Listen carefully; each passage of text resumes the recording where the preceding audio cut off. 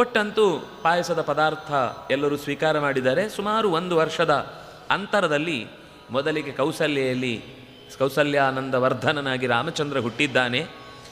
ಎರಡನೇದು ಸುಮಿತ್ರೆಗೆ ಕೊಟ್ಟದ್ದಾದ್ರಿಂದಾಗಿ ಲಕ್ಷ್ಮಣ ಹುಟ್ಟಿದ್ದಾನೆ, ಆಶ್ಲೇಷ ನಕ್ಷತ್ರ ಅದು. ಮೂರನೇದರಲ್ಲಿ ಪುಷ್ಯ ನಕ್ಷತ್ರದಲ್ಲಿ ಕೈಕೇಯಿಯಲ್ಲಿ ಭರತ ಹುಟ್ಟಿದ್ದಾನೆ. ಮತ್ತೆ ಒಂದಿಷ್ಟು ಕಾಲ ಕಳೆದ ಮೇಲೆ, ಅಂದರೆ 1 ವರ್ಷ ಮುಗಿದ ಮೇಲೆ ಮತ್ತೊಮ್ಮೆ ಆಶ್ಲೇಷ ನಕ್ಷತ್ರ ಬಂದಾಗ ಶತ್ರುಘ್ನ ಹುಟ್ಟಿದ್ದಾನೆ. ಈ ನಕ್ಷತ್ರ ಒಂದೇ ಇರುವುದರಿಂದ ಹೇಳಲಿಕ್ಕೆ ಸುಲಭ ಆಗುತ್ತೆ ಅಂತ ಭರತ ಶತ್ರುಘ್ನರು ಸುಮಿತ್ರೆಯಲ್ಲಿ ಆಶ್ಲೇಷ ನಕ್ಷತ್ರದಲ್ಲಿ ಹುಟ್ಟಿದ್ರು ಅಂತ ಹೇಳಿದ ಒಂದೇ ಮಾತಿನಿಂದ ಅವರಿಬ್ಬರನ್ನು ಅವಳಿ ಅಂತ ಎಲ್ಲರೂ ಕಲ್ಪಿಸಿಕೊಂಡ್ರು. ಆದರೆ ಅವಳಿ ಅಂತ ಅನ್ನೋದಕ್ಕೆ ಒಂದೇ ಒಂದು ಮಾತಿಲ್ಲ, ದ್ವಿವಚನದ ಶಬ್ದ ಇದೆ ಬಿಟ್ಟರೆ ಎಲ್ಲೂ ಕೂಡ ಇವರಿಬ್ಬರು ಅವಳಿ ಹುಟ್ಟಿದ್ದು ಅನ್ನೋದಕ್ಕೆ ಮಾತಿಲ್ಲ. ಆದರೆ ಮುಂದೆ ಲವಕುಶರನ್ನು ಹೇಳುವಾಗ ಯುಗ್ಮ ಅವಳಿಗಳು ಅಂತ ಅಲ್ಲಿ ಸ್ಪಷ್ಟವಾಗಿ ಅವರ ಉಲ್ಲೇಖ ಇದೆ. ಅಲ್ಲಿ ಹೇಳಿದವರಿಗೆ ವಾಲ್ಮೀಕಿಗಳಿಗೆ ಇಲ್ಲಿ ಮರ್ತೋಯ್ತಾ? ಇಲ್ಲ. ಮದುವೆ ಆಗುವ ಕ್ರಮ ನೋಡುವಾಗ ನಮಗೆ ಇನ್ನು ಮುಂದೆ ಸ್ಪಷ್ಟ ಆಗುತ್ತೆ.